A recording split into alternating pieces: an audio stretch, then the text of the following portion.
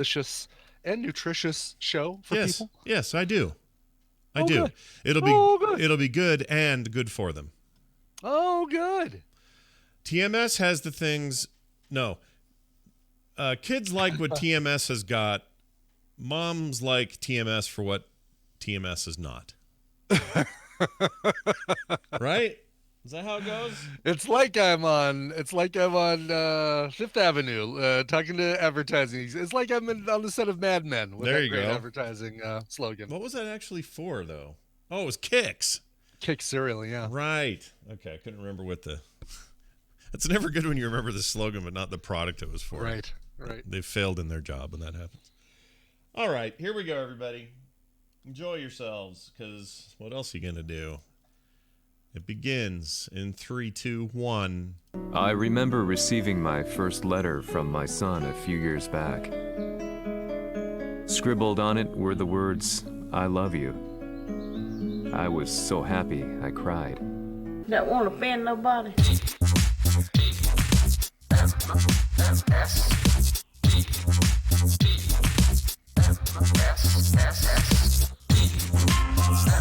The Morning Stream. Ah, that's screwed up. Hold on. The Morning Stream. Ah, You're soaking in it. that's fine. That's just fine. We'll just let that play. That's fine. It's Monday. It's the first official Monday of 2020, and I effed that up. Woo! You Mondayed that one is what you did. I did. But yeah, welcome to the first Monday of 2020, everybody. 2020's first Monday. How will you celebrate the first Monday of 2020, Brian? Just kind of being glad that that we're done with the holidays. Holidays are over for right now. No more midweek switcherooski day off, this and that, and trying to get back on track the day after and all that business. It's time to put my nose against the grindstone again and remove a good chunk of skin. That's right. It's back to life, back to reality. That's right. Boy, Face. Soul to Soul said it best. They Soul, really did. I, Soul. Yes, they surely Said it did. best. Why do I always But mix it- them but up? I mix them up with Kid and Play for some reason, and I don't know why. Oh yeah, don't mix them up with Kid and Play because Soul to Soul had female singers. Kid and Play, two dudes, one Yeah. with a haircut that looked like you have a clog in your fuzzy pumper barbershop set from Play-Doh. Yeah, it was pretty bad. It was like a Marge Simpson cosplay he had going there. That's right, exactly. Anyway, we're back. We're here. We're doing it. We got a show to make, and you guys are here with us. Thank you for joining us, those that are here live. If you're not live and you're at home, we like you just as much. It's great to have you here as well. So Maybe even a little more. maybe a teeny tiny bit more. Maybe just no, just kidding. So I have a weird thing to tell you. So I'm playing the Modern Warfare. Okay. A little bit here and there. I'm not very good at it, but I enjoy a shooter, and that game's pretty good. And they've really, made a great one of those. Probably the best it's been in, since the beginning of this series. And I got it on the cheap, got it on sale. So I thought, well, hey, let's give that a swing. So I've been playing that off and on. And normally when I get into a match, I mute the team I'm in, because I don't want to hear this combination. Oh, it's all cross-platform now. So there's a mix of PC players, Xbox players, PlayStation players. They're all in there. Players, yeah. And you can I'm tell. sure everyone is as friendly and pleasant and cheerful, cooperative. Well, most of the time they egging don't. each other on. Most of the time they don't say anything, which is nice. They're all pretty quiet. But sometimes their mics are open and you're hearing, like, I don't know, their mumble rap in the background or whatever's going on, or their mom yelling at them. It's the tale as old as time. It's not the newest idea. But here's the thing: you see all their little icons, and it says who's on what platform. It tells you that these guys are all on BattleNet, and these guys are all on PlayStation, and so forth. No big deal. But one of them, who was on an Xbox, before I muted everybody, and they have a convenient F. You just hit the F key to mute all. It's great. You just get into the match. First thing I do is hit F. Also seems appropriate. Yeah. Shut the F up is Yeah. basically what that key is. Yes, it's like F off. Right. So I get in there, and I hadn't hit F yet. Nobody else is talking, but this one dude is lighting up on his Xbox thing. We're still in the lobby getting ready for the main game. And I get curious because he's reading something. I can tell.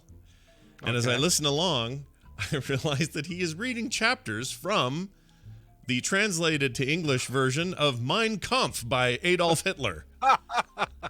Okay. Yeah. So he's going, the people will... He's not doing it in an accent, but I can't think of it any I was other really way. hoping he'd do it like Taika Waititi or something from Jojo Rabbit. Like, that would be the best part.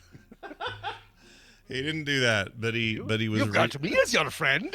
And the only reason I know this was Mein Kampf is, A, it sounded like something like that, but also he would pause occasionally and say, I'm reading Mein Kampf, and then he would continue on. And he would just keep reading it. And this guy was maybe... great. He was probably...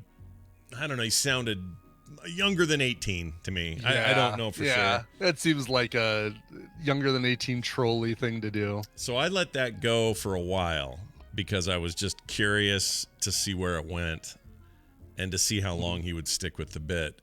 Because he can't tell when he's been muted. It's like Twitter that way. You don't know you've been muted. So you're screaming at a cloud and nobody can hear you because you've been muted, right? So I can only imagine that everybody else in that group had muted him long before I did. But by the time I eventually did, he was still going. So I muted him. We played the game. We had a match. It was great. Had fun. All of it ended. We're in like the post game. And I'm like, I'm curious. Want to know if this guy's still reading Mein Kampf. Still at it. Yeah. So I unmute.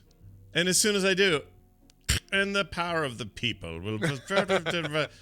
So he maybe it was a recording, maybe it wasn't him doing it live. I don't know, but he was still reading Mein Kampf. So see, and that's the thing. I mean, how do you pay attention to the game itself when you're reading that? Your eyes are clearly on a PDF of Mein Kampf as you're poning noobs. Yeah, I mean, in my head, he's probably not. Well, okay, that's the other thing is he didn't do great on the score, like the scoreboard. He wasn't the worst, but he was somewhere in the middle. So maybe that was distracting him, and normally he would pwn noobs, Yeah. I don't know. Yeah. But you should have countered with good night moon, good night balloon, good night cow jumping over the moon, good night. See, I wonder if he had everyone else muted.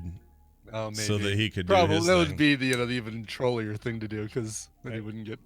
And the only reason chat room's like, well, how do you know it wasn't just like an audiobook playing? Because it sounded like somebody on a crappy headset mic, and he sounded super young and not a good reader. Plus the audiobook doesn't occasionally stop and say, "I'm reading Mein Kampf." Yeah, exactly. Yes. There you go. That would be a terrible audiobook. Imagine you're reading like, I don't know. Harry Potter and the Sorcerer's Stone. I'm reading Harry Potter and the Sorcerer's Stone.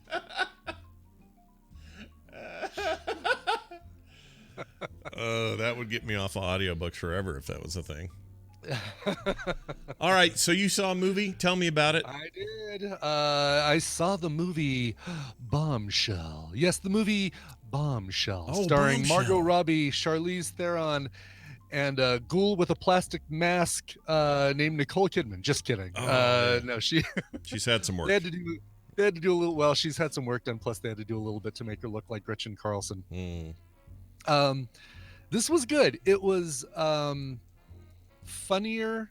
It's surprisingly lighthearted in places for what it is. I mean, basically, this is the whole Fox News Roger Ailes pseudo biopic with Megyn Kelly, Gretchen Carlson, the whole lawsuit. It's okay. It was one that was an early contender for a Best Picture nominee. I don't think it's gonna be among the 10 if they do 10. However, Charlize Theron is so good as Megyn Kelly. It is unbelievable. And I'm saying this completely truthfully. We sat down, house lights went down, previews, blah, blah, blah. Get your candy and your popcorn at AMC Theaters, blah, blah, blah, blah. And Megyn Kelly's the first character you hear from. She narrates most of the movie. Or Charlize Theron as Megyn Kelly narrates most of the movie, and she's the first face you see. And we had forgotten who was in this, and she does such a great job as Megyn Kelly, and they do such a great job with makeup. She does a great job of changing her voice to where we forgot it was Charlize Theron at the beginning of the movie. Both Tina and I like talking about how great she did in that. Did she wipe soot on her forehead and have a robot arm? Did that happen? No? Okay. What? Mad Max Fury Road. Oh, Mad Max Fury Road. That's an easy one. That's an easy one. I don't. I was even thinking about that at the beginning of this, talking about Furiosa, and that would completely sailed right by me. Jeez. You know, my favorite Charlize Theron role ever. So it's only my favorite thing she's ever done. But anyway, yeah, she even looks like. I wish her I in could this. have trolled you. Actually, I wish I was doing that on purpose, and I even said, "What? What are you talking about?" but that really. I guess it's axle grease, not it's not soot. Soot. Yeah. She's not Ash Wednesday. She's not. Yeah. They didn't come from the flu. She got it from the car. Anyway, right. She even looks like her. It's freaky. She does. Well, in this movie, they do such a great job with makeup, and she drops her voice down a little bit to sound a little bit more like Megyn Kelly, and does some of those vocal inflections. She does an amazing job. Like she should get a Best Actress nomination for this, and I think she did in the Golden Globes last night. Didn't win, but she should have won. I can't remember actually. Here's my quick review, by the way, of the Golden Globes last night. Yeah. we watched Dolomite, which was fantastic. Oh, such a great it's movie. so good. I love Dolomite. And then basically we just kind of fast forwarded through the Golden Globes, which is the only way to watch. You watch Ricky Gervais tear up people in the monologue, which was even. It's like it was like a barbed wire fence, right? It was like long stretches of like okay, and then something really sharp. But then it wasn't like a consistent ripping on people. It was the occasional zinger. I think it was one of my favorite ones was he was talking about Scorsese's complaints about Marvel movies not being cinema and saying that it's more like a theme park ride. And Ricky Gervais says, I don't know what you're talking about with theme parks. I imagine when you go to theme parks, you're not tall enough to ride anything. They cut to him in the audience. They cut to him in the audience. He's going, it's true. It's true. He's a tiny little guy. He's a little tiny man. Yeah. But so tell me how John Lithgow is as Roger Ailes. Oh, he's great. And he's boy, I mean they I guess he just kept some of the Winston Churchill prosthetics and makeup from The Crown, because no, he's really, really good in this. That's great. He's I like great. him. Margot Robbie is always great. Kate McKinnon, surprisingly, really, really good. And I think it's because the last couple movies she was in, she played such an over-the-top version of herself, or version of characters that she played. I think Yesterday she was in, and she played a record producer for the dude who's the only dude who remembers the Beatles. Oh, right. That's, yeah, I know what you're talking about. Yeah. And she played like a really smarmy record exec that was so cartoonish that it kind of took you out of the movie a little bit. But in this one, she's really, really good. I like her in a role that's a little less wacky, you know? Yeah, for sure. Because she can do her wacky. She's got Saturday Night Live to do all of her wacky, and then movies she's let her be the unwacky. It's quite the Ghostbusters kind of called for her to be wacky. Oh yeah, she had to be wacky in that. There's a pretty good cast in here though. You got like Allison Janney, Malcolm McDowell. Oh yeah, no, it's amazing. You see people pop in for like 2 lines and then leave. It's like everybody said, oh yeah, I want to be part of that, even if it's just for 2 lines or one scene. That's fine. One of my favorite. Allison Janney throws a Brooklyn accent that's almost a little bit distracting. Oh really? Interesting. Yeah. She was normally she's fantastic in everything, but this was a little. She was in that Ice Skater Broke My Leg movie with Margot Robbie last year. Remember that, or year before? Yes. Yeah, she played the mom. Yeah, she was amazing. In Nancy Kerrigan, the Tanya Hart, I, Tonya. That was a great movie. Yeah. Holy crap, that was really, really good. Yeah. So I see that Stephen Root, one of my favorite all-time character actors of all time, is in this. That's great. Is it a role of Stephen? Note? It's a pretty good role. He plays one of the lawyers that works with Megyn Kelly. The other lawyer is played by the woman who was in Deadwood as Oh, Calamity Robin Jane. Yeah, Robin Whalgert. Yes, Is that's that her exactly name? who it is. Oh, she's really good Robin too. something, yeah. Yeah. She was. The two of them were really good. A lot of good performances, but kind of a, I don't know, kind of a. Did it blow the lid off the scandal, Brian? I don't think it did. I think it felt a little toothless. Oh. Really, I mean, it was good, Yeah. but I'm still talking about Parasite and Knives Out and Once Upon a Time in Hollywood. Oh, did you get the good Knives Out news? Did you hear about this? Yes, that sequel in the works, and it's the kind of sequel I want. Yep. We don't care about that family anymore. Let's follow Daniel Craig's Southern detective, his Colonel Sanders detective.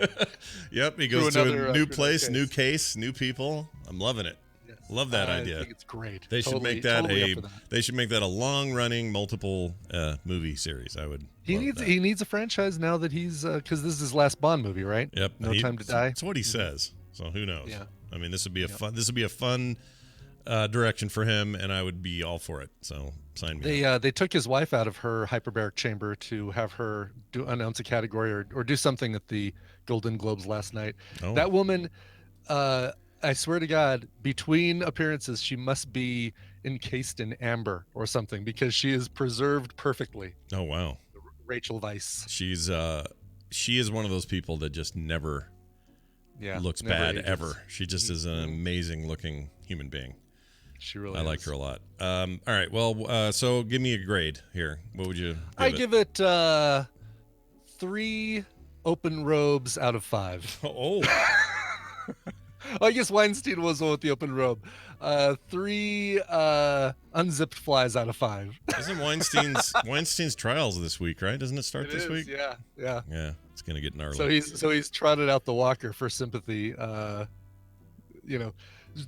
We've seen him walking around with maybe a cane or something in the last few weeks, but now for the trial, he's carrying a walker. He's got to do the walker. May as well be in a bed.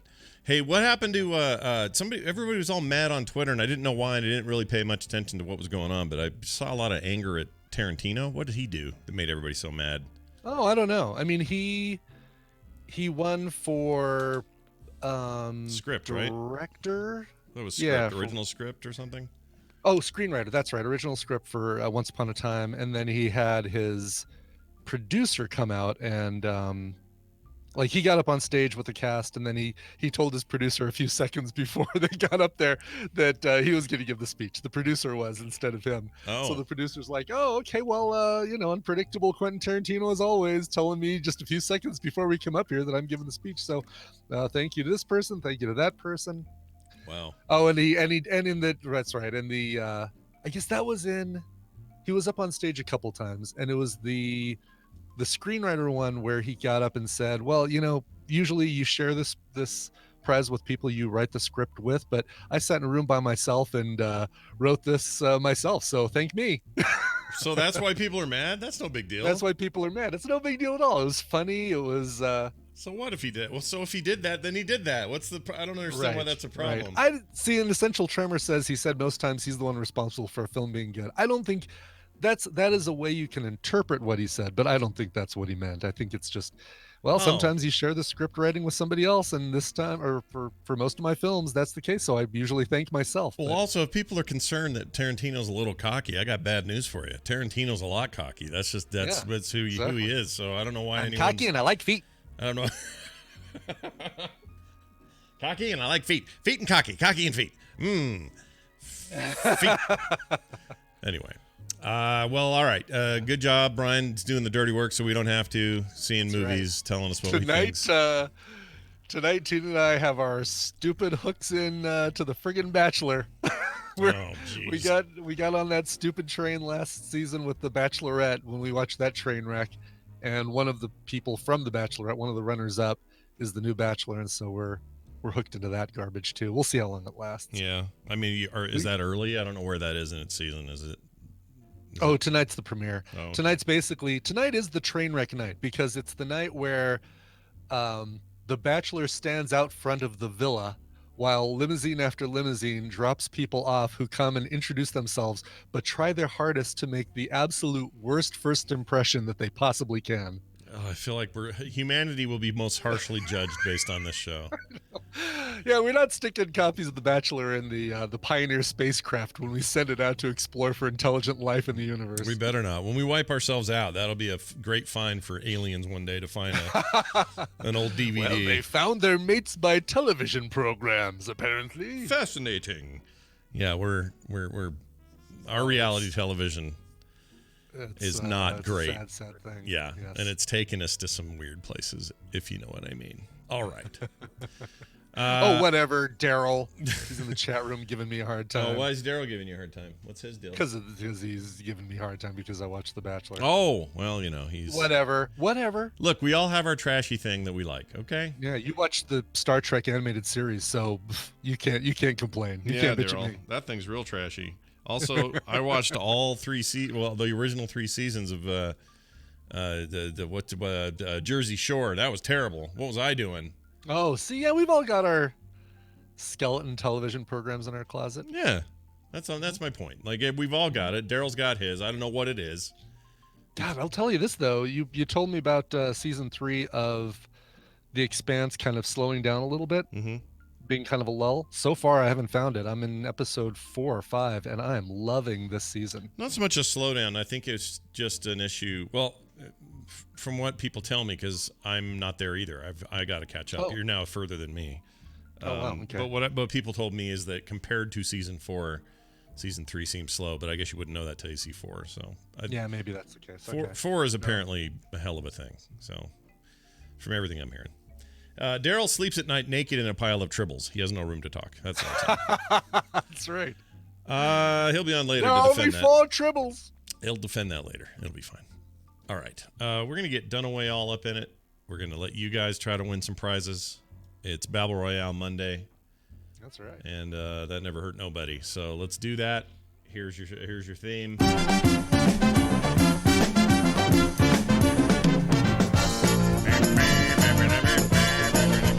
right, everybody, tuck in. It's time for us to play Battle Royale with our good buddy Brian Dunaway. Hello, Brian.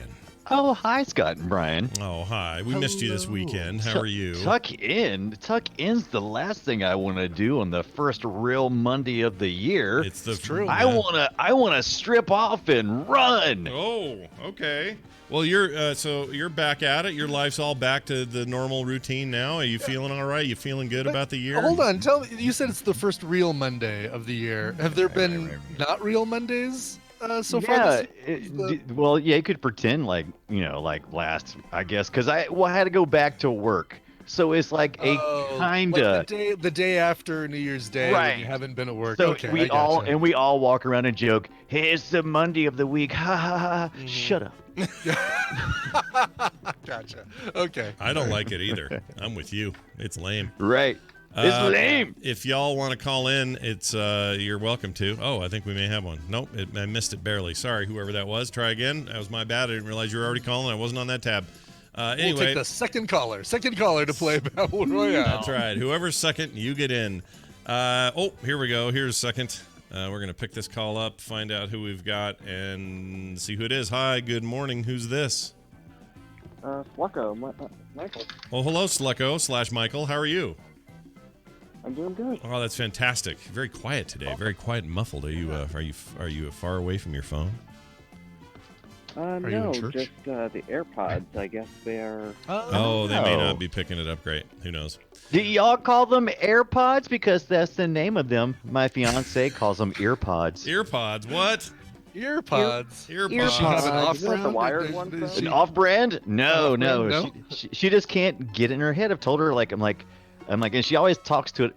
She always talks to a 12-year-old and says, "Don't forget your earpods." And I'm like, "Oh, baby, don't do that. It's not earpods. You're killing her right now. She's 12." AirPods. No, but I do hate the fact that the new version is AirPods Pro. Like you have to pluralize the AirPods Right. and singular the Pro. You can't go AirPod Pros. AirPods Pro. Is it AirPod Pros? No, AirPods Pro. AirPods Pro. Yeah, it's AirPods Pro. That's the ones I actually have now. I lost my AirPods. at AirPods Stadium. Pro. Oh, do you? Okay, let me ask you a question, Slucko. I'm glad you're here because do you? I was super on the fence about the Pros because I'm not really big on the whole silicone tip thing. I'm not into the. that with other earbuds and stuff, and I know the pros are all based around the little tips and they have different sizes depending on the size of your ears. Do you like those in there? Honestly, I tried the first one out of the box without even changing sizes, and it fit perfectly. And the fact is, most of my job is working in sports stadiums. In fact, I got crewed to work for the Super Bowl coming up to do that Skycam. So it blocks out most of the sound for me. That's cool, man. Super Bowl. It is amazing. I've got them as well, and I tried the first size out of the box. It was fine, but I went ahead and tried the other sizes to see if I liked them better. And they even have a little tool, a little app that you run as part of your audio on your phone to test the fit. To make sure you got a great feel on your ears. Exactly, yeah. It's like, I can still hear some outside noise. But the transparency and noise cancellation is the big selling point for me. Yeah. Because when Tina's talking, and I see her lips moving, I can turn on that noise cancellation, and it's like she's not even there. Yeah, it's like she's not there. I like that idea. So, by the way, great weekend to hate the Patriots. All right, let's get into it. Just thought I'd throw that little dig in there. Yeah, just stick it in there. Why would you kick Tom Brady when he's down? Come on. Look, he's fine. Trust me, he'll be just fine. He'll go home and cry his tears away in Giselle's pouty boobs. In a gold pillow. Yeah. Hey, Tom Brady, you just lost the game. Is this going to be your final one? Are you retiring? Shut up! Yeah, he said no. He says he's going to just keep going in perpetuity, so we'll see how that goes for him. Sure. All right, Brian, let's give the rules and our topic and see what we can win for Slucko here today. Sure. So here's the deal, Slucko. I'm going to give Scott and Brian a topic. The two of them are going to go back and forth giving me answers that fit that topic. If one of them gives a wrong answer, repeated answer, or they take too long to come up with an answer, the win is going to go to the other player. Your job is to predict who's going to come out on top based on today's topic. Today, you're playing for a couple of games from Steam: Anomaly Warzone Earth. Ooh. And Monaco. What's yours is mine. I don't know if that's a gambling or a racing game, because both things are very popular in Monaco. Oh, that's it's a stealth multiplayer thing where you're trying to steal each other's stuff, I think. Oh, really? Yeah, it's the whole "what's yours is mine" part of it. Oh, yeah, that's cool. I think so. I think I have that game, but it's been a while. Anyway. Very cool. It's good. All right, so let me give the guys their topic, and then you can decide who you want to start and who you think is going to win. This one comes to us from TMS Mashup's Jamie. He has compiled a list of the best-selling game for each year from 2000 to 2019. So the best-selling game... the number one selling game, not the most... Well, I guess it'd be the most popular, right? Is that how you quantify that? Yeah, you could probably, you could work on your guess by looking at what's popular, probably, and come up with the same answer. Well, give me the years again. Or the year? When is it? 2000 to 2019. Okay, so all one 19 game years. for every year that sailed above the rest. All right. I want you to name each year's most popular game. But here's the deal: I will give you one mulligan each, because this could be a tricky list. So. Okay. It's tricky to rock. Sorry, Dave. All right. I'm feel pretty good about this. We'll see how it goes. So, Slucko, who do you think is going to win this, and who would you like to go first? Now, both of you guys host the Boop Show, but I'm going to take Brian to start and Scott to win. Okay. Brian to start, Scott to win. I like those odds. Very good. All right. Go ahead, Brian. And Brian, give me your first game. Okay. I am going to go... And only because I played it, because I saw it at the Red Box the other day, and this is the first time I really played one of these, and it seems like it did really big that year. Call of Duty Black Ops. Call of Duty Black Ops, the number one game for 2010. Very good. 2010? Yeah. 2010. Oh, wow, was it that early? Yeah. It was that early, yeah. All right. 10 years ago. Off to the races. And Scott. I guess Call of Duty the Modern Warfare iterations of Call of Duty were only 4 years old at that point, or 3 years old. That's crazy. All right. Grand Theft Auto 5. Ooh. Grand Theft Auto 5, 2013's #1 game. Very good. Still on the top 10 of most sales lists every month. It's crazy. That Wow, game just, still selling yeah, that well. That That's game awesome. is just it prints money for those guys. It's nuts. Wow. All Well, then we might as well stay over there with Rockstar. Didn't Red Dead Redemption 2. Red Dead Redemption 2, 2018's biggest game. Very good. All And, right. I remember that because I got all kind of smack talk because I went with something else to say, whatever. I know, exactly. I keep trying to come up with something else to say about it. Yes, that's a good one to say because it's correct. That is a good one. Yes, sir. Yes. So my memory is that Modern Warfare 2004's Call of Duty Modern Warfare did not win that year's best sales, and it was kind of a shock to me, but the follow-up did, and I don't remember what year it was, but Modern Warfare 2 has to be on that list. Call of Duty Modern Warfare 2, 2009's game of the year, or best game, or highest selling game. All right. Very good. All right. There's like a million games going through my head right now. I know. It's also hard because I'm thinking of a lot of platform games that probably Exactly, and I keep wanting to veer back over to Nintendo's way, but I know that's if anything happened there, it'll probably be before 2000. Yeah. They own Nobody's the 90s. picking Wii Sports. No Wii Sports No, on this and that list? it would be considered part of the console. It was I've a gotten back-end. Yeah, it was I've gotten fooled by that one before. Mhm. Oh man, this seems like it'd be such an easy question, but it's really not. It's ooh boy. In some I want to ways, say God of War, but I know that's not it because we've already nailed that year. think of the What you gonna say? big, bombastic, multi-platform hits. Right. Well, it always ends up being like Call of Duty, right? I mean, da da da. How about? How's about? How's about? How's about? Oh, Lady Crenshaw. Man, which and see, I wasn't listening to Scott when he was talking. He had mentioned a couple of Call of Duties, but then he went with a different one. So he said the words. You didn't know which ones I said. Oh man, tough. That was an interesting strategy. Talking screwed me up. Yep. Boy, You've got I'm taking too long. I'm taking too long. What's that? Stall Technique Simulator is not Right. on the, Is the it list, is it Brian working? Dunaway. Is it working? Remember, you I'm have a gonna go mulligan. with. If you bomb, What's that? Go ahead. you got a mulligan if you fart with one out of these. Oh, that's right. I forgot about that. Oh, why am I so worried then? Yeah. I'm gonna go with Madden NFL. But then Ibis gonna ask me what year. I'm gonna go. Yeah. Do. The I'm gonna third ask one. you what year. the third one. No, The 'cause third one is the titles do contain years. Oh yeah, yeah. They have years on them, so you want to do a Yep. year one. See, for some reason, I remember 2007. I probably not right, but I'm gonna Madden go with NFL 2007. 2007, the number Yeah. one selling game for 2006. Is it really? Very good. Yes, Holy crap! There's no way. Yeah. that's absolutely correct. Wait, yes. did you say that was the highest selling game for For 2006. for 06? Yes. Okay. Yeah, because it's always the next year. Oh, that makes sense. Okay. Wow, you eked that one out. Well, I'll stay. Actually, you know what? I'm gonna go off the. No, I'm gonna stay here. I'm gonna stay in the Call of Duty here for a minute.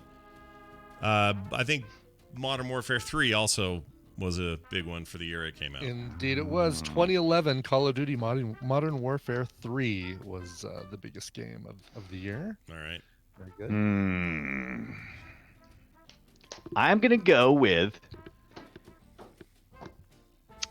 Now this is U.S. sales, right? Not worldwide sales, or is it worldwide sales as well? That's a good question. Let me pull up the source. It's probably My world- kids were playing the crap. They were playing the crap, were they?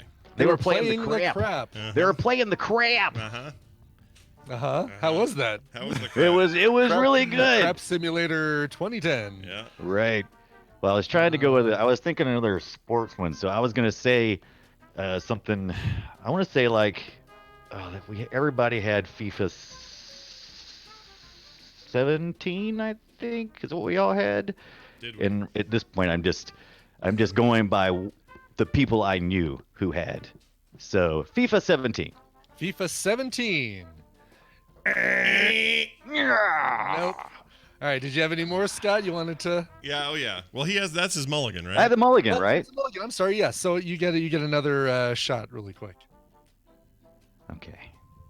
Then I'm going with Madden 2012. Are you really going with Madden 2012? 2012. I don't know. Yeah, 2012. Madden Okay. 2012. All right. Good. Very good. Okay. No, that's not on the list either. No. If I had to guess, can I make a guess about basically from probably Modern Warfare 2 on, with the exception of Grand Theft Auto 5, it's probably almost entirely Call of Duty sequels, like Advanced Warfare, Black Ops 3, Infinite Warfare, all that stuff, right? It is. That's exactly right. Yeah. Yep. The only two breaks in that chain are Red Dead Redemption 2 and GTA 5. But other than that, it's Black Ops 2, Black Ops 3, Advanced Warfare, Infinite Warfare, World War 2, Modern Warfare. But then prior to 2009, Probably had like Rock Band in there at some point, right? Rock Band, Guitar Hero 3, Madden NFL 2006, GTA San Andreas and Vice City, and then a couple Maddens, NFL 2002, NFL 2004. 2000's biggest game, indeed, Nintendo's Pokemon Stadium. Pokemon Really? Stadium. Pokemon Stadium. What the crap? What platform? Was that N64 still, or what was that? It must have been, yeah. Yeah, that definitely would have been N64 and solely on the N64, right? Weird. Dude, Dice Tomato Half-Life is 98. That was a long time ago, bud. You got yeah. Half-Life's a long time ago. Older than you think. Yeah. Also, the Did you say any FIFA games in that list? I was listening, no but FIFA games. Dang No. it. The only sports were the Madden NFL's 2002, 4, 6, and 7. Yeah, the Maddens always did well, and that's why so you were right to ask if these are international sales, because this whole list feels very U.S. and Europe, probably. Yeah, US. Although if it was Europe, top selling game of each year, physical, digital, but I'm not seeing anything in the source about. because if it's worldwide, there's no way Madden is that high on those years. No, I would think so. Yeah, It's got to be U.S. The NPD group, but it doesn't say. Oh, U.S. best-selling. Here it is. U.S. best-selling game by year. Oh, There well, you that's go. totally different. Then can we start over? Nope. Nope, you're done. It's as good as it gets. Well done. When was? Legend of Zelda: Ocarina of Time was 98. Also, 98 was a hell of a year. That would have been the year to sell everything. StarCraft, everything came out that year. It was amazing. Anyway, well done, Slecko. That means you've won. These things are coming to you. Good job. While you sat there very patiently on your AirPods. Sorry, I said AirPods because that's what you were saying. These will come to you easily. All you got to do is email Brian at coverville@gmail.com. He'll get you your codes, and you are off to the races. Well done, and thanks for playing, man. It was a lot of fun. Stay out of trouble. We'll see you later. Oh, that was loud. I missed when the Carolina Panthers were doing well in the football. That's when I was playing that Maddens and stuff. Mm-hmm. Well, couldn't you just get Madden and then play as the Carolina Panthers and make them better? You would think so. However, no. Fair enough. You'd think so, however, no. I like that. No. Well done, Brian. It was still fun. We still had a good time here. We did pretty good, I thought. Yeah, we did all right. Had it not been for me knowing how dominant the charts were, or how dominated the charts were by Call of Duty over the last 10 years, I would have probably not had much of a hope here. Right. I'd forgotten about San Andreas or Vice City or any of that stuff. I took the approach of just the games that I purchased, and I knew they were hot that year. That was Yeah. You'll notice I don't know any big numbers out there. You'll notice a real I shift. just know though. me. You'll notice a real shift from 2000 and on versus prior to that. Prior to that, multiplayer wasn't really a thing, not like it is today. Right. And the big winners were mostly single player titles, the ones that sold the most. You get to 2000 and on, and you see it progressively become all about competitive games that become the most popular, Madden included. And so that's why huge hits with mega sellers, even though they sell tons, they end up not being the biggest of the year because the big multi-platform multiplayer ones do. So anyway, Fun stuff. We've learned a lot today. We have. Have we? Maybe a little, a tiny bit. Brian Dunaway, anything you want to say to the people before we cut you loose? Absolutely. I am so glad that you have decided to improve your health this year. However, stop messing up my gym experience. There's too many of you. Get out. Yeah, right? No kidding. Don't worry. They'll all be out by the 3rd week of January, and you'll have the place to yourself again. That's true. They're not going to be there very long. They won't make it. But don't worry about it. You'll be hot before you know it, Brian. Brian Dunaway, everybody. He is the Mission Deep. No, he is the. What are you? No, not even close. Sorry, the Brian Dunaway on Twitter. Follow him there. It says, you know why? It's because your description says Mission Deep right now. Did you know that? Does it? Yeah. I did not. Oh, yes, I did. I did know that. Discord I actually did something different. Yeah. Oh, on Discord, totally. That's Yeah. my gamer handle. Brian Dunaway. Yeah, never mind. Oh, really? Okay. No, Yeah. no. Yeah. Who cares? He's Mission Deep. Oh, we care. I'm Mission Deep. By now. Brian Dunaway. Dunkelman out. Yeah. He was he was in a loop. That's right. I had to reboot him. All right. Good job. Well done. That was fun, as always. Now this. Say, gang, here's some razzle-dazzle news to flash to Mom. Time for some quick news brought to you by... Need a positive start to the new year? Check out The Local Bar, episode 127, the best of 2019, for the top 2 interviews from last year. First, author, rapper, computer science major from Oxford, and accountability coach Zuby joined us before he hit Joe Rogan's show. Second, some dude named Scott Johnson that doesn't know the difference between frog pants and fart gas. Check out The Local Bar on iTunes, Spotify, iHeart, and localbarmedia.com. Well, that second guy sounds like a real piece of work. You guessed it, on a show called The Local Bar? Yeah. What's next? I don't know. What is next? Drinking? Tales from the Marijuana Shop, featuring Scott Johnson. Tales from the... At the Casino, featuring special guest Scott Johnson. Picking up hookers on a Friday night with Scott Johnson. All right. We got a couple things here. Scientists freaked out a little bit. Oh, by the way, shout out to all our Australian listeners. Your entire country's on fire, and it's awful, and I hope everyone is okay and safe. And I realize that there are parts of the continent that are untouched, but jeez, just, yeah, man, they're aggressive. We just sent a bunch of firefighters from America there, so hopefully they can help. Yeah, it's bad. Rough stuff, though. Yep. I hope you get rain or whatever. And I guess they're just starting their fire season. Like, it's I just think that's right, getting going. Is Gidget here today? She could tell us where she Gidget's is. not here, but I've been talking with her via Discord, and they did have to temporarily where is it? Let's see. Acres and acres of bush. They're safe, but they can see the smoke from where they're at. So, jeez. Wow. Yeah. And there's 500 million animals dead.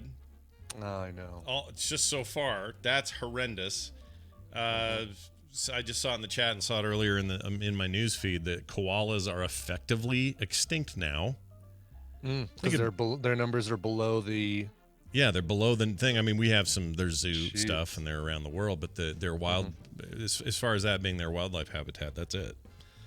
Like, that's just horrendous. Ugh. That's really awful. It's really sad. Anyway, we'll see how this all goes.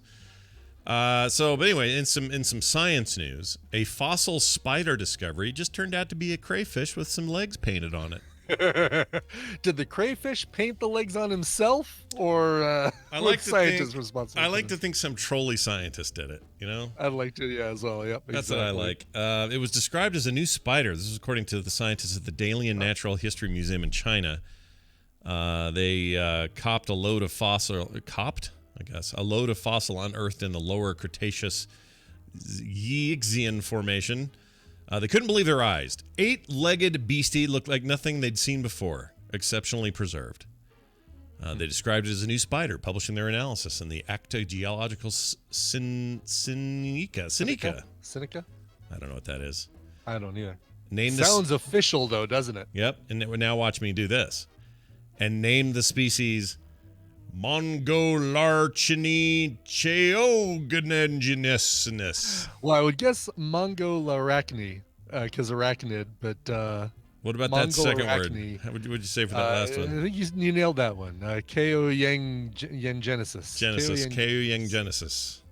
Boy, they my really... favorite Phil Collins band. They're very good. Yes. There was just one problem. The fossil was a big old fake. Cunning ruse was discovered by an invertebrate paleontologist, Paul Selden of the University of Kansas. He swung in there and said, hey, listen, you dumb Chinese scientist. So Kansas sounds like. We better ask Steven Schleicher later. Seems wrong somehow. Anyway, he says his spidey senses started to tingle when he got his hands on the paper. He says, I was very skeptical. The paper had very few details, so my colleagues in Beijing borrowed the specimen from the people in Southern University, and I got to look at it. Immediately, I realized there was something wrong. It clearly wasn't a spider. It was missing various parts, had too many segments in its legs, and huge eyes. The penny dropped, he said, when paleontologist Chung Kung Shi of Capital Norman University in Beijing remarked that the Cretaceous crayfish are found in the same formation, dating back to around 120 to 130 million years ago. He says, I realized what happened. What I got was a very badly preserved crayfish onto which someone painted some legs. Too funny. So basically, he found it by finding original artwork of the other crayfish. Yep. And said, wait a minute. Yep. This matches that. Nice job. Well done. Should have caught that one probably, but it's all right. Yeah, no kidding. Jeez. The only other news I have today is that Hasbro, the toy company, you're familiar with Hasbro. Yeah, I'm familiar with Hasbro, sure. They now officially own Death Row Records. Seems appropriate. Seems like a perfect pairing right there. It's amazing. Brian Goldner, Hasbro chairman and chief executive officer, announced the acquisition of Entertainment One, which owns Death Row Records, in an all-cash transaction valued at approximately $3.8 billion. They didn't go on to say how many He-Man dolls that was. Many He-Men. many He-Men died to bring us this kind of thing. It says, we're excited what we can do together and we see tremendous opportunity for shareholder value creation through this acquisition. Well, that's a boring thing to say. Yeah. It includes a lot of other stuff, like a bunch of preschool brands and some other things they got with the deal. But they now own the subsidiary and the entire catalog of Death Row Records, which it purchased in 2013. In the 90s, Death Row, founded by Suge Knight and Dr. Dre, was a powerful West Coast music imprint that helped launch the careers of superstars like Snoop Doggy Dogg, Nate Dogg, and the Dog Pound. For the last year of his life, Tupac Shakur was also on the label. In fact, he was shot in Suge Knight's car, and a lot of people think Suge Knight made it happen. All right, so I'm throwing out this challenge to the chat room. You got to be working on your titles. I want to know the best new toy that Hasbro is working on now that they own Death Row Records. My submission would be the Easy-E Bake Oven. Oh, well, why are we even going on after that? That's good. We're done. Because they'll come up with something better. That's like, the best one. I guarantee you nothing is as good. Snoop Dogg Pound Puppies or... What do you mean Rainbow Bright Scott's such a white guy? I actually like Snoop Dogg. I'm just reading it the way they wrote it. Oh, he was great in Dolomite, too. Oh, he was awesome in Dolomite. Dude, Dolomite is freaking great. It is really good. Really good. I love that movie. Great comeback for Eddie Murphy, who's kind of disappeared from us for a while. Yeah, for quite a bit. Now he can get back to working on Beverly Hills Cop 4. Yeah. Or is there already a 4? No, you're right. It's 4. 4 would be the new one. They're working on. 3 is bad. 4 is That's when he trains a new Beverly Hills Cop. Is that going to be the case? Like it's going to be... I don't know. He's the old guy that tells the other one he's cashing checks his butt can't cash or whatever. Yeah, exactly. That sounds right. Death Row Barbie. That's not bad. Cabbage or Crackage Patch Dolls. Okay, that's pretty good. I still say Brian's win so far. Easy-E Bake Oven is really good. You guys have a high watermark. Axel's Last Ride? Oh, no, that's the movie. It does sound like a fun toy, though, doesn't it? It does. I would enjoy it. All right, we're going to take a break. When we come back, our good buddy Steven Schleicher will be here. We're going to talk about a preview of the year of comic book-based stuff in movie and film. Or TV and film, rather. Yeah. So that's exciting. And then Star Trek Nerd back. First time in 2020 talking about the very now soon premiere of the Picard show and a new short coming and a bunch of other stuff. So it's happening. Stay tuned for that. Before that, though, a song selection that Brian made. I made this selection. Well, a label sent it to me. Nub Music sent me this one. It's been released. It got released at the end of last year. Kevy Lynch, he was the singer and creative driving force behind the Skomads, a ska band that formed back in 2016. He's got a solo album that just came out. He's been playing, actually, dude was playing back in the 80s in garage and surf rock bands. But now has his own solo album. It's called Can You Write a Song for Me? This is the title track. Here is Kevy Lynch. Can you write a song for me? If there were demons in this world, what form would they take? The answer to that question still eludes me. In a happy new year. In a happy new year.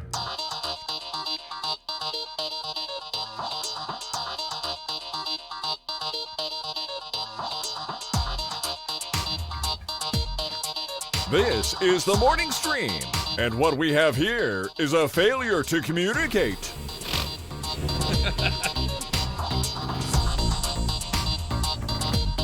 All right, the best part of that is it's hard to hear it, so I'm going to play it again, is what Fletcher says at the end of this. So let me...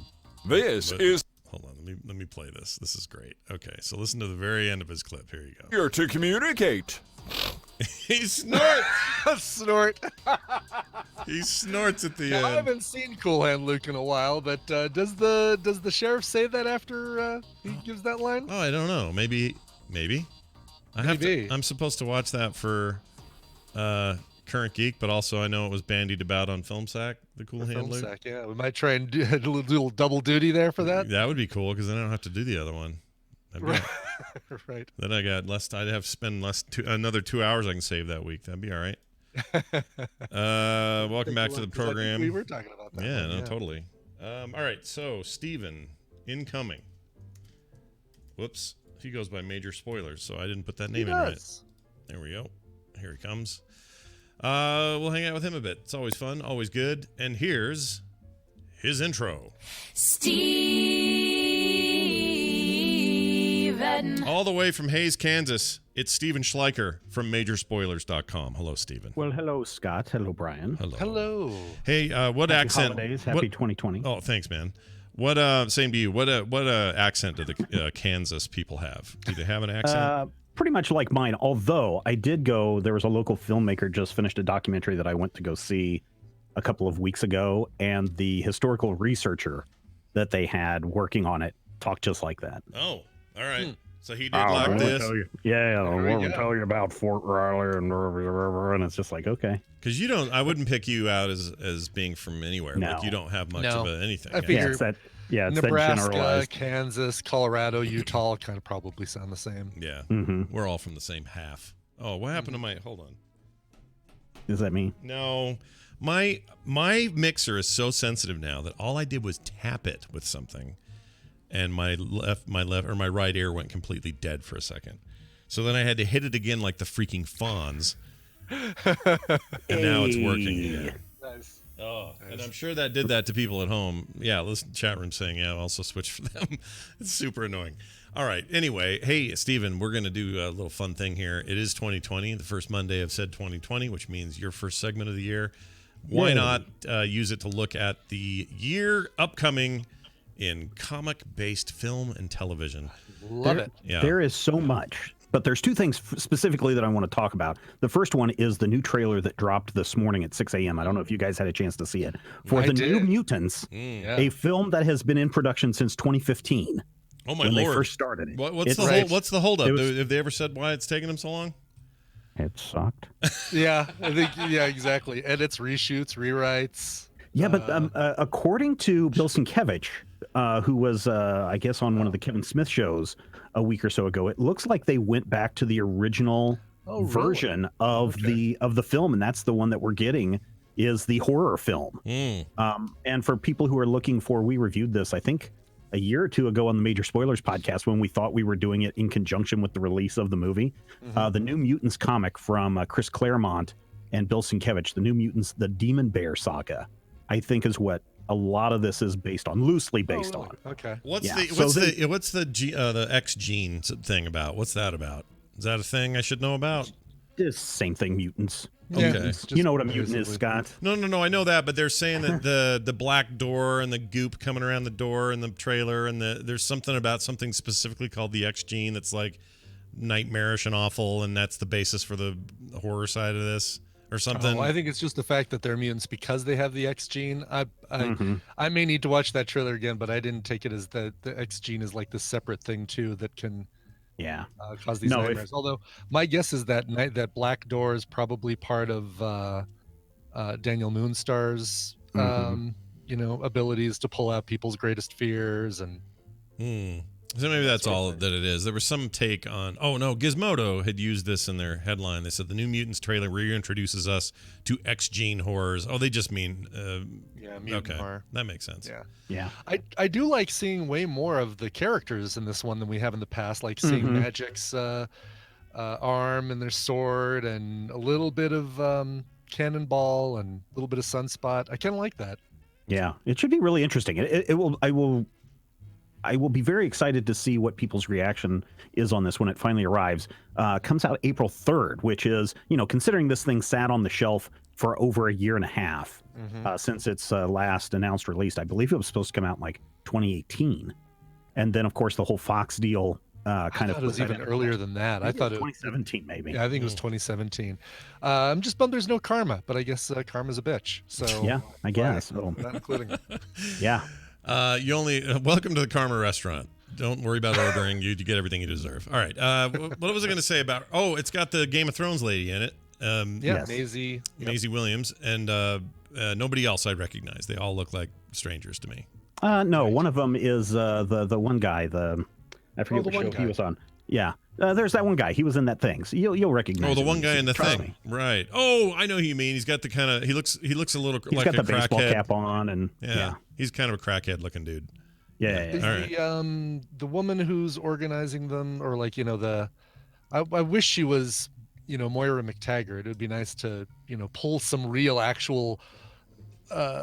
Probably strings not of in continuation from other movies that probably not if this is supposed to be like a place where we're locking up mutants to get away from these scary poltergeists that's haunting the place. So let's see, who do we have in here? You said Maisie Williams. Antonio Banderas is supposedly Anya Taylor-Joy from the Vivavitch. Yeah. When you saw the Vivavitch? I have not watched that yet. I was going to watch it New Year's Eve, but I did not. Instead, I watched The Lighthouse, which, oh my God. Oh yeah, I heard Pattinson said that was a hellscape. That filming of the film was a hellscape. Did you watch it yet, Brian? I've not seen it yet. No. It is intense. Now it is based on a kind of a true story, a true incident. But then they've gone way off into a different area. But holy cow, that movie is creepy, and intense. That's all I will say. All right. Yeah, that Anna Taylor-Joy lady is great in the Vivitch. She's very good in that. I want to sit down and watch this. Yeah. On the other side, films. Let me jump to the other big important thing on television, and this relates directly back to what we were talking about last decade, on the end of The Mandalorian, where that one thing shows up. Star Wars: The Clone Wars, the final season drops on Disney Plus on February 17th. Oh yeah, the 6th season, correct? Seventh season. Seventh. Yes. Yeah, that's exciting. What this is.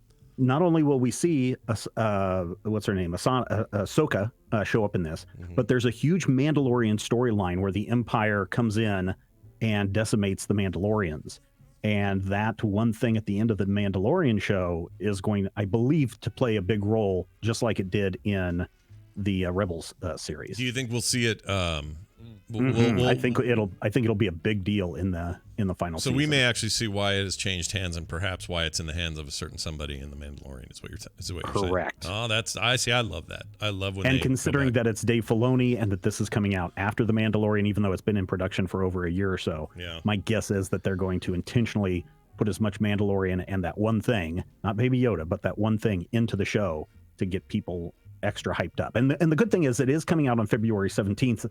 I've seen a lot of people say, oh man, Disney made a huge mistake releasing The Mandalorian right at the same time as Rise of Skywalker. because now they have nothing for the next couple of months. And the fact is, February 17th, we're getting Star Wars: The Clone Wars, the final season. So plenty of Star Wars for everybody. Yeah, there's a lot going on. I wish I don't know what the schedule is for the Obi-Wan series, but I want that sooner than later. That'd be good. Yeah, it probably won't arrive until 2021 at the earliest. I want that. I want to see what they do with that. What's the company that makes the really amazing statues, comic book and movie? Oh, Sideshow Collectibles is Collectibles. Yeah, they're the ones here in the United States. Now, the ones that do the ultra realistic sculpts is Hot Toys, but Sideshows is their American distributor. I want to say, in Sideshow they have an Obi-Wan statue that I saw this last weekend that was the perfect halfway point between Ewan McGregor and Alec Guinness, and it's like, I find an actor who looks just like that and make them the the star of the series. I think Ewan McGregor is just old enough now to be playing the actual age for that. So, right. I don't think he's quite there. He was 60 something, and Ewan McGregor's in his 50s. Well, but this is still 10, 15 years, 18 years before. Oh yeah, he's the perfect age to be the character in the time frame. Yeah. Oh yeah, I'm very. The other thing about that Obi-Wan series, it is directed by the woman who directed, I want to say, episode 3 of The Mandalorian, the one that had the big fight and everything that was going on in that one. That's a great episode. I love really that. Quick. I think it's episode 3. That third episode's where we got the "This is the way" line. That's where that happened. Yeah, Deborah Chow is her name. Yeah. She directed 2 episodes of The Mandalorian. So yeah, I think her 2 are the two of my favorites actually. She was really good. I'll put it in our Discord. Oops, there we go. There's an image of the. That's Ben so Kenobi. Cool. Isn't that great? Like that's the story you want right there. Whatever great. Ben Kenobi that is. I wasn't sure what you meant by the middle ground. It's totally. You're right. He's totally middle ground. If you use the old '90s program Morph, to go between McGregor and Guinness, that's the halfway point right there. It's your middle morph. I like it. Mm-hmm. He looks really good. Yeah. Now I kind of want one of those. Well, anyway, that's coming soon. But between now and then, a couple other highlights. Aren't all these DC shows finishing their Crisis stuff? What's going on with that? So Birds of Prey and the Fantabulous Emancipation of One Harley Quinn arrives February 7th. That's a movie, so that has nothing to do with Crisis. So we've got that to look forward to. No Joker, because Jared Leto is over in the Morbius movie over at Sony. That's supposed to come out July 31st of this year, although I'm going to say that that's maybe somewhat still shaky. But as far as Crisis on Infinite Earths over there on the TV side, that will wrap up on January 14th with showings of both Arrow for Part 4 and DC Legends of Tomorrow for Part 5. Oh, okay. So that's all. So that will be interesting. And that is the end of Arrow, correct? Or is there more after that? That should be technically the end of Arrow, although they're going to continue it. I think it's under a new name, but it's basically Life After Arrow kind of thing. Oh, geez. Well, I don't know how long. I think it's only a half season featuring, his daughter and some other other characters as well. It's not their strong point. I'm sure they'll pull one or two of them into Legends of Tomorrow for another season. If Legends of Tomorrow continues for another season, they'll probably pull another Arrow character. Let me ask you this: Are they? That's the end of Stephen Amell. And how many total seasons was that for them? For 10 Arrow? 10 seasons? Jeez 9 Louise. seasons? Something okay, like so that? let's say it's 9 seasons. Could I use the line? He went through 9 seasons and came out Queen on the other side. Get it? Queen, because Oliver Queen. You get it? Queen. Oh, I totally get it. Well done, Queen, sir. Queen. If you saw it, you did see this really weird moment in, I think it's part 3 of that Crisis series, where Oliver Queen actually becomes the Spectre. And so he'll probably be the one that ends the Crisis, but it was such a weird, dumb.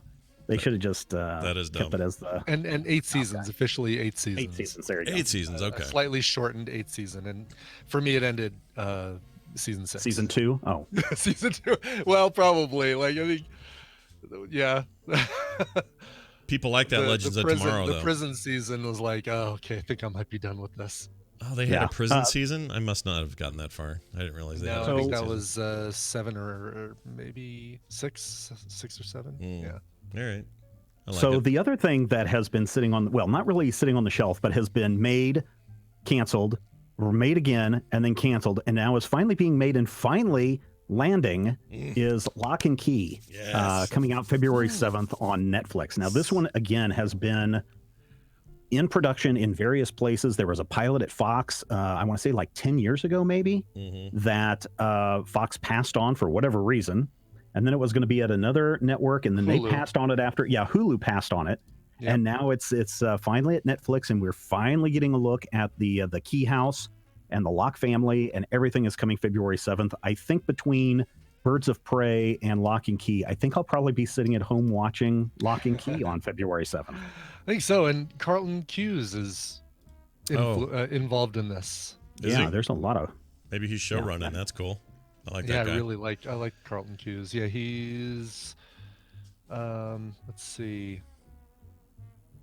Carlton Cuse doesn't say if he's... what he's doing for it, but...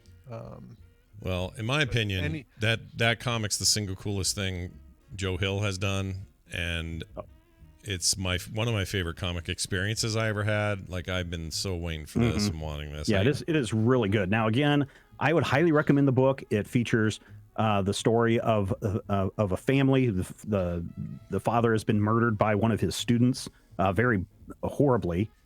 And the family comes back to his ancestral home in Lovecraft, Massachusetts. So the three protagonists of the series are the three kids, but this is definitely not a kids comic, nor is it a kids TV show, because things get dark and creepy and scary. And as these kids explore the Key House, they discover these keys that unlock all sorts of powers, like being able to open up your own head and take out memories or implant new memories. There's a gender key, which plays a big role in this. And the big key that everyone is looking for is the Omega key, which unleashes a lot of horrible, horrible things into the world. Yeah. So that is coming out February 17th. You're not going to want to miss that one. Carlton Cuse is writing 2 episodes of the series. Oh, okay. Has there been any announcement of a Vampire Academy season 2 on Netflix? Or not that I have seen. Not Vampire Academy. What's it called? Umbrella Academy. What am I thinking? Oh, yeah. They are in production of Umbrella Academy. I didn't put that down for time reasons. In fact, there's a whole bunch of other stuff that we'll probably need to talk about next week, because the stuff I'm touching on are your big Marvel and DC type shows. The Netflix Lock and Key is IDW Publishing.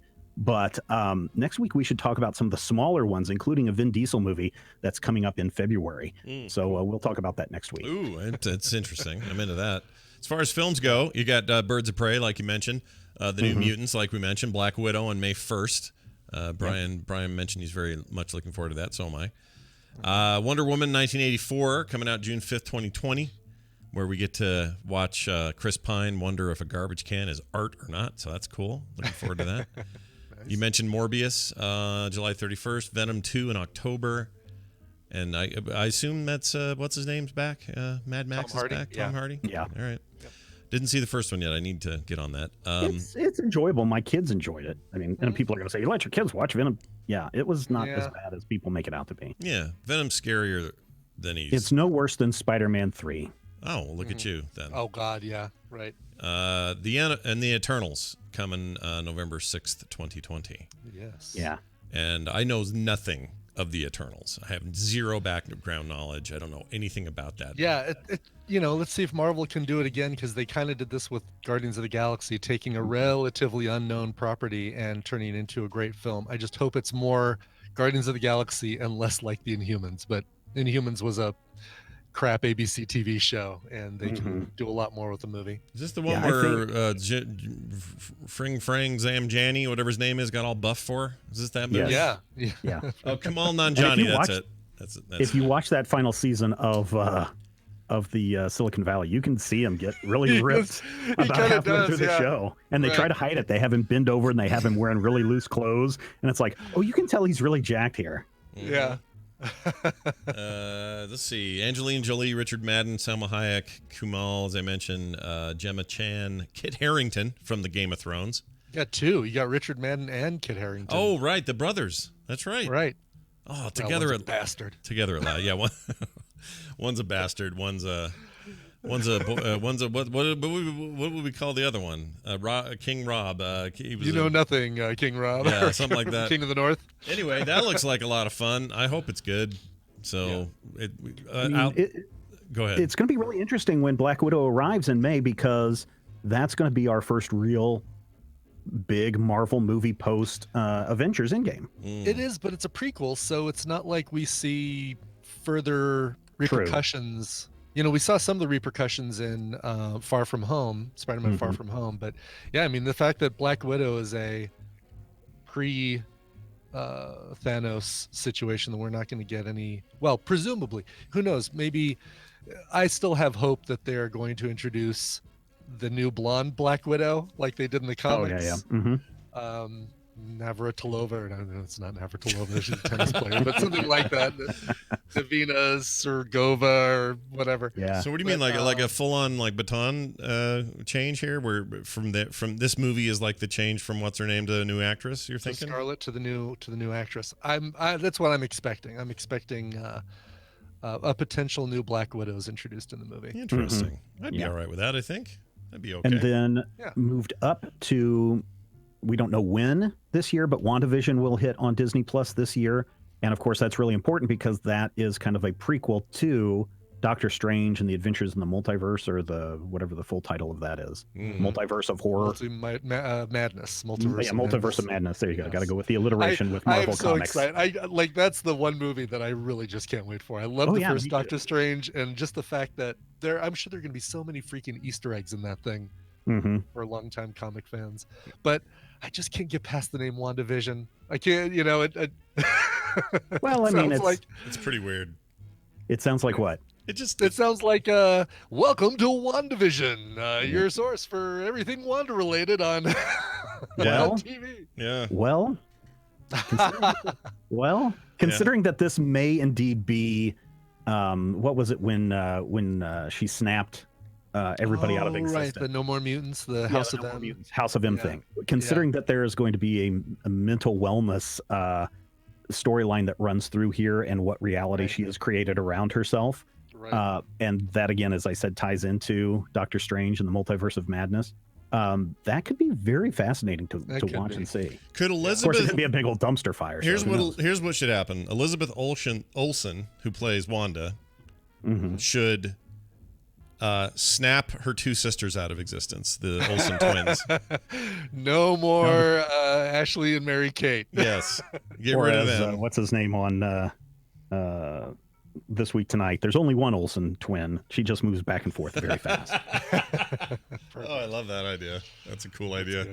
All right, well, that's a lot of stuff to swallow, a lot of stuff coming up, and a lot of things to get excited about. And like you said, next week we'll talk about some of the more obscure stuff. I have no idea what that Vin Diesel movie is, so you're gonna have to you might be interested in it, Scott. I mean, you both are kids of the 90s and maybe read some of those 90s excess comics. So this will be very interesting. And I see Brian furiously typing, what is Vin Diesel in? Yeah, no kidding. I believe it's coming up in April, so we'll talk about this. We'll talk about this next. Is that a direct-to-streaming thing somewhere? Or no, theater? I think it's in the movie theater thing. Oh, all right. Okay. You never know anymore. I keep hearing about big releases, and I'm like, where are they? Oh, it's on Netflix. Well, that's like, just as an aside, that Uncut Gems.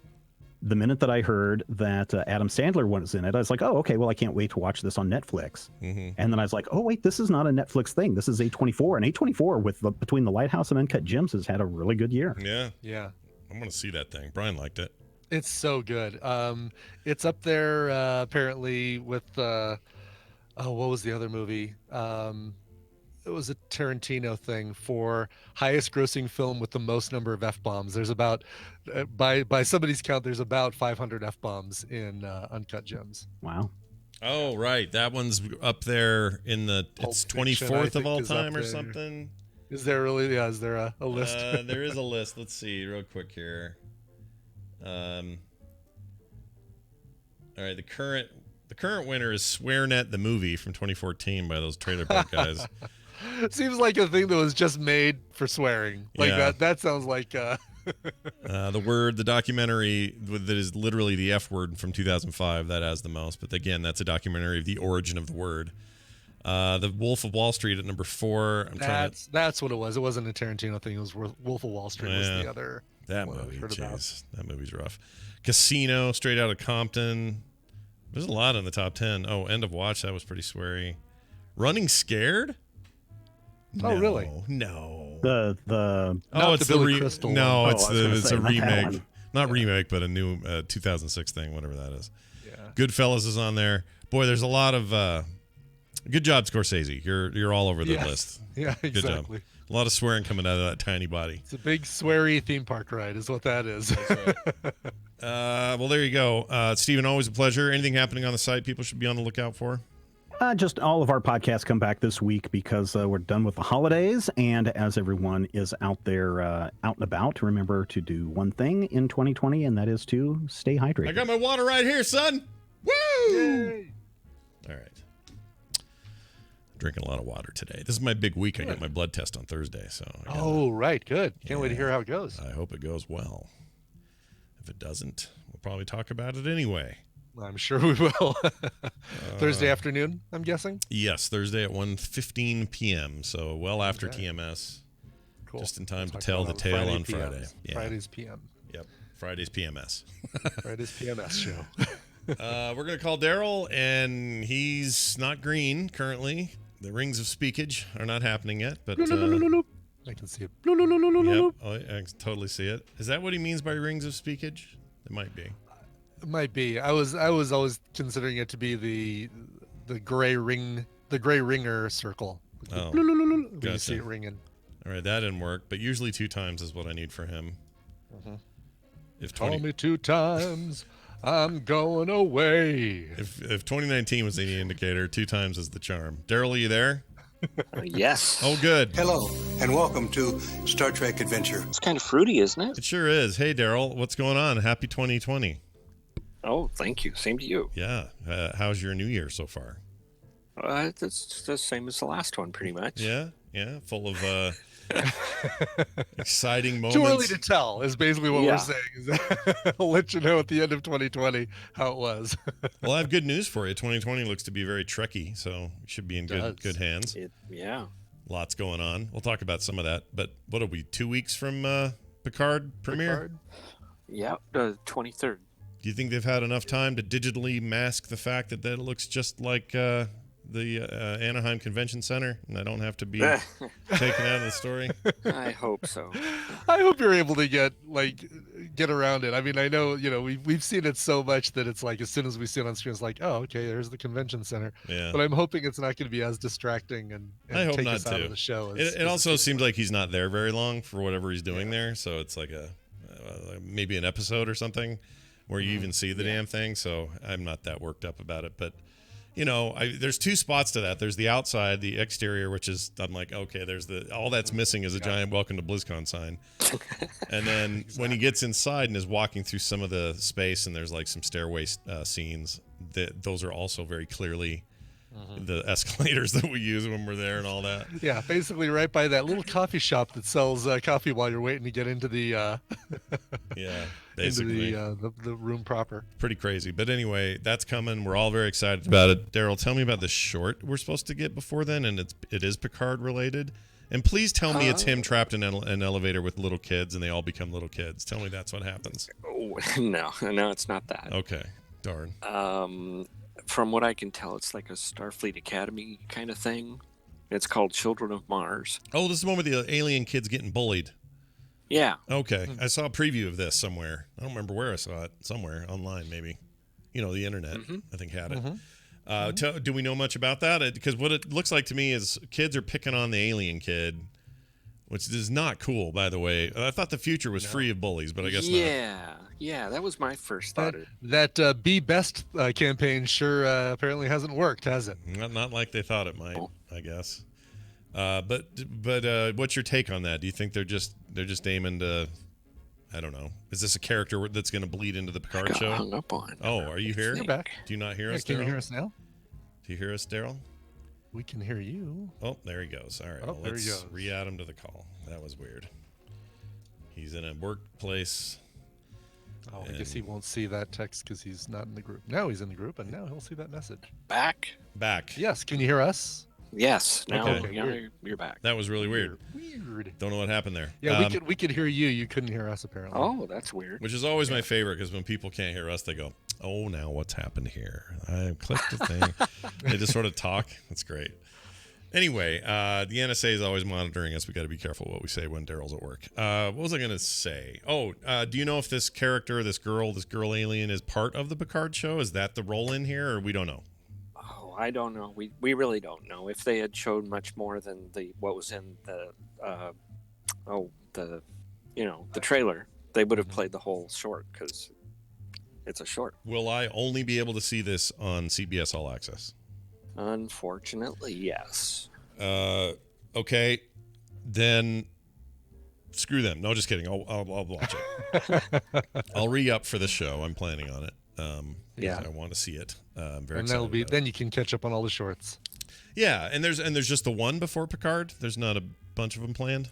Nope, just that one. Okay, all right. But they're all the shorts, the Discovery shorts. 4 of them. Well, no, we're just talking about the one for Picard that they're doing. I know, but there still are between season 1 and season 2. There were. Oh yeah, there were a bunch, and I don't remember if we talked about the couple that came out last. The newest 2 that just came out. You were pretty lukewarm on most of them. How do you feel about the last couple? Oh, I really liked the Ephraim and Dot one, the one with the tardigrade. It was very Tom and Jerry-ish. Oh, really? Oh, really? Yeah. Somebody step on a shovel and then their face maintained the shape of the shovel, or it wasn't far from that. Okay, I'm down with that. I really liked the style, and it was a good story. I like Tom and Jerry, so you've hooked me in. It was very old style animation. So this one's called. Oh no, you're the one called Trouble with Edward won a Golden Reel Award for Best Sound Editing. Yeah, that's cool. Well done to them.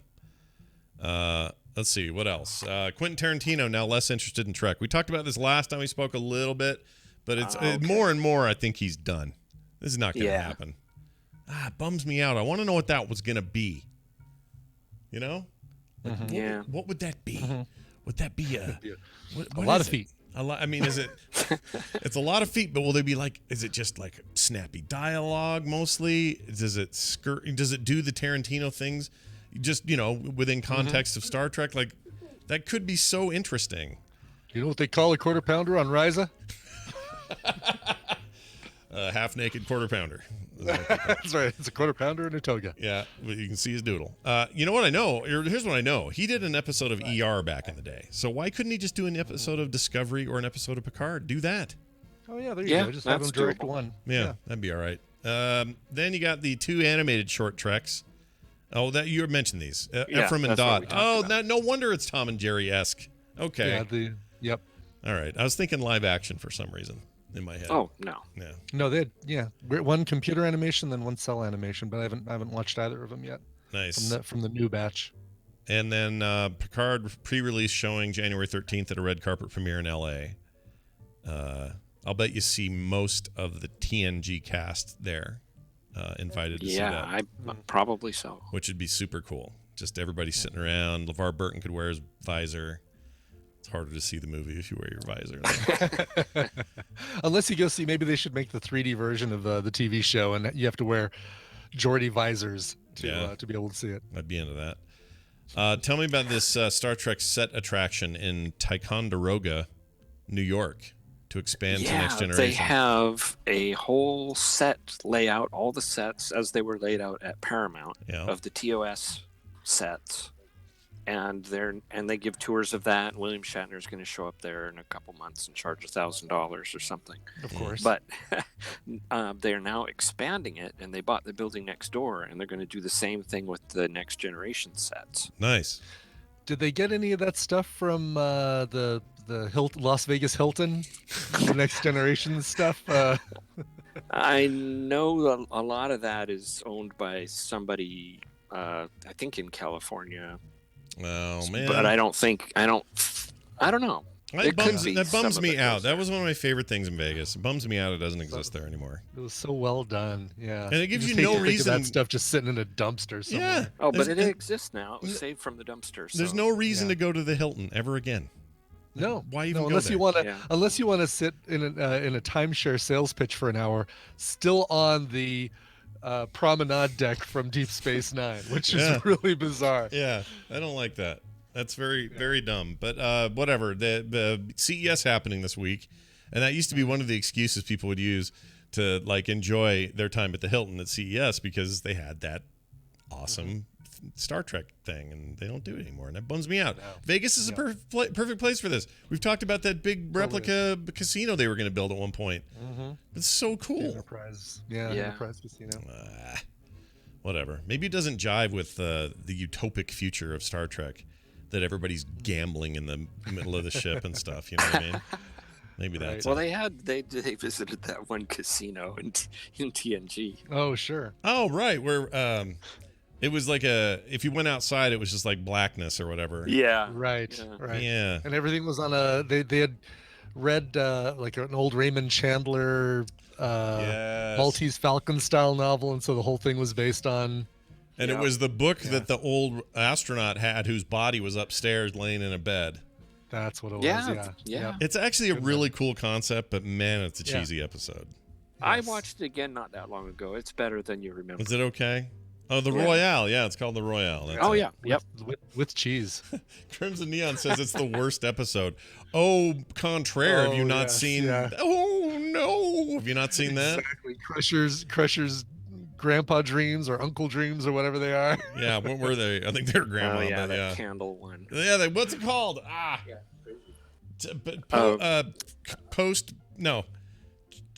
Chimera. Space Tabula Rasa. Oh no, Sub Rosa. Sub Rosa. Yes.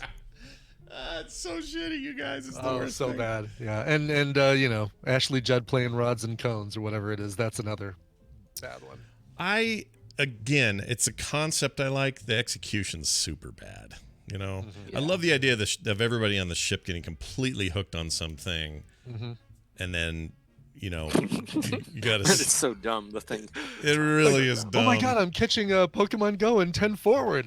There's Pikachu's running all over. Let's catch them all. Yeah, That would be better. Actually. If you redid that today, it would be better. But I don't know. Right.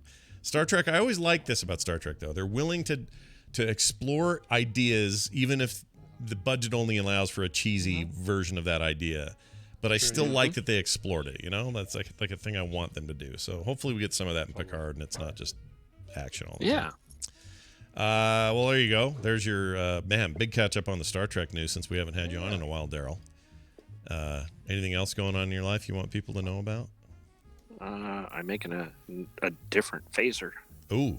Cool. You have pictures yet? You got anything to show us? Based on which generation? TNG third season. Really? Oh, cool. I want to see. Are you 3D printing this business, or are you? Yes. Nice. Ooh, it can be seen on Twitter. I have a clip of Daryl while he's working on it. Hold on. Oh, poo! That sounds hard. Yeah, he's having a hard time. That's him in Sculptress 5, working on the shape of the phaser. Yeah. Oh, Daryl, I don't want to freak you out or anything, but Jamie, TMS Mashups, Jamie came to me like late last week and said, "Hey, can I get a zipped up copy of all the Daryl clips?" Not to worry or anything. Yeah. No, that should be fun. Yeah. So I gave him a grand total, including you singing at Nerdtacular. I gave singing with quotes in the air. Singing. I gave him a total of 63 files. So we'll see what he does with those. Was that a 45-minute rendition of 1940 or 1930? I mean, I don't know, but that phone ringing sounds like 1930. What's that about? Don't you guys have regular phones, or what's? It's like we're actually on the holodeck, and it's. Oh, is that Detective Hill's, Dixon Hill's phone? Wow. Shut up! Listen to him, Gloria. Just answer the phone. Exactly. Listen to him. That's Gloria's. Don't listen to him, Gloria. He's lying. Oh my Lord. All right, Daryl Skeels, everybody, the Trek Nerd on Twitter, and he's on a show called This Week in Trek at thisweekintrek.com. If this is not enough Trek talk, you can get more there. Daryl, have a fantastic day, and first Gaga of 2020. Nice. Gaga. Nice. Feels like now the year can start officially. Yep. We've got exactly what we need. Yep. No longer are we held back by the lack of a Gaga. All right. We have a mashup, late entry. He sent me a message late last night saying this was ready. This is called Shaw Shack. Okay. So only one can tell what's in this, but I'm going to play it now. This is from Jamie, TMS Mashups, a.k.a. at TMS Mashups on Twitter. He also has a cool little Patreon running over at patreon.com/TMS Mashups. Here it is. Shift Boobies 2020. 2020, the year we have an areola problem. That's right. We have a serious areola problem. Shit on me!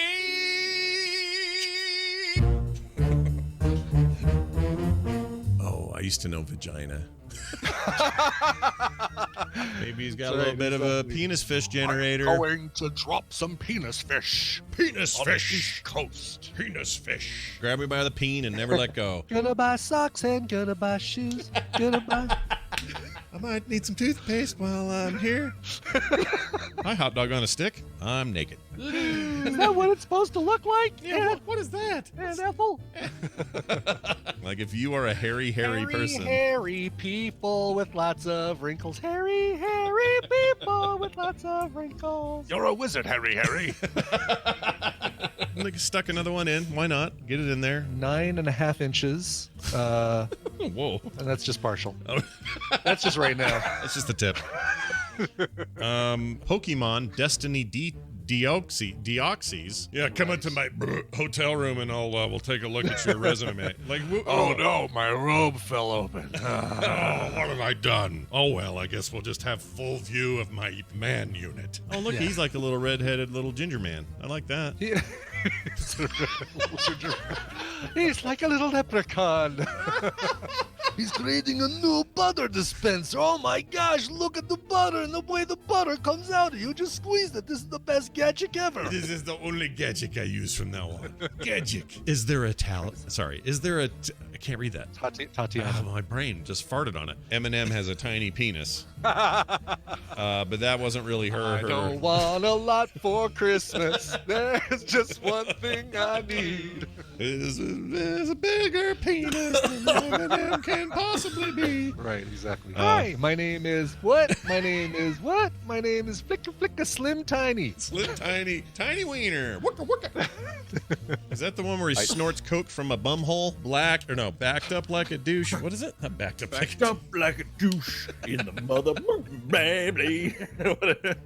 Lincoln or Shawshank Redemption or the Shawshank Redemption. Yeah, Shawshank Redemption was fantastic. Shawshank, baby Shawshank. Hugging and a kissing, dancing and a loving. It's all happening in the basement of the Shawshank. There you go. Oh, you know what? It just hit me, the basement reference. Yes. Yeah, duh. That's right, where Andy Dufresne gets the... Got the shoving and the hugging. Yeah, exactly. Yeah, lots of loving and a hugging. Damn it. I heard when you said it at the time, I was like, oh, that's just funny because it rhymes. Now it's even better. All Good. Right. You know, I like these jokes that kind of take a second listen to settle in. Well, if it wasn't for Jamie, I'd never gotten it. So thanks, Jamie. You've done a great service today. Thank you all for being here and listening to the show. We appreciate it. We got a full week of content for you. Tomorrow, the regular old Tuesday business happens straight up through Thursday. And then, of course, TMS PM on Friday. So welcome to the new year and welcome to the same Team TMS in the new year. You want to support the show? It's easy to do. Patreon.com/TMS. Great time to do it. Make that one of your goals in 2020 to support the content creators you love the most. And if we're one of those, over there, patreon.com/TMS would be a great place for your dollar. And if you're worried that it's too difficult to do, it's so easy. Patreon.com/TMS, and then just click a button and you're supporting the show. Super easy. You don't have to go through a bunch of hoops and steps and everything like that. Just click, and you're done. Yep. And that makes you a potential player in our upcoming playdates, which we have planned for a now monthly experience here on the show. So right. Do it some Saturday in January that we need to figure out. Oh, right. Yeah, it's a Saturday month. So got to remember that. Anyway, so that's all coming up sometime this month. We'll let you know. Frogpants.com/TMS for details on everything else. If you're looking for old shows on an older feed, that's up there too. A lot of people don't know that's there. It's there. It goes all the way back to episode 1. It's just huge. It's like 6 megabytes. And 6 megabytes it may not sound a lot very big to people in 2020. However, that's a lot when you add up the bandwidth when 30,000 people download it in one day. So that's why I have 2 feeds. So head on over there and grab it if you want the old stuff. Otherwise, there are 200 episodes on the current feed for you listening at home. All right, that's going to do it for today's show. Brian, do you want to play a song, please? I do. Martin McNutty wrote in and said, looking for a cover of Creep by Radiohead that you like. He says, I like the version personally by Daniela Andrade, but I use Pocket Cast to listen to my podcast, and I have them sped up 1.2 times. Not a big thing, but wonder how much of the indie in the middle and songs at the end I would have a different opinion about if they were played at normal speed. Love the show. Any chance at a Google come from Daryl? What a weird one to pick. All right. It is a really weird one, yes. And I like translated from his description. I think I have it. Google. No, that's not it. I know. I Googled it. No, hold on. Damn it. Daryl and Google. Oh, there, I found it. Because I spelled it Googling.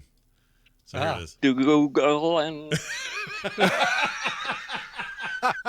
That's so dumb. That is a great Daryl clip right there. Yeah, it sounds like he's dropping something or something bit him on the butt or something happened. It sounds like a spoon falling down the stairs. Yeah. Anyway. All right, so yes, Daniela Andrade, I don't know how her last name is pronounced, but her first name is pronounced Daniela. I feel really good about that. In 2013, she released an album full of covers. It was her first volume of covers, so she called it Covers Volume 1. Whew, good naming right there.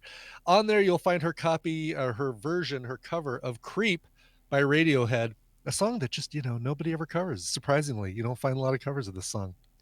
Just kidding. Everybody covers Creep. Here's her cover of Creep. It's really, really good. Going out to Martin McNulty. Is it the most covered song? McNulty. Oh, McNulty. All right. Is it the most covered song?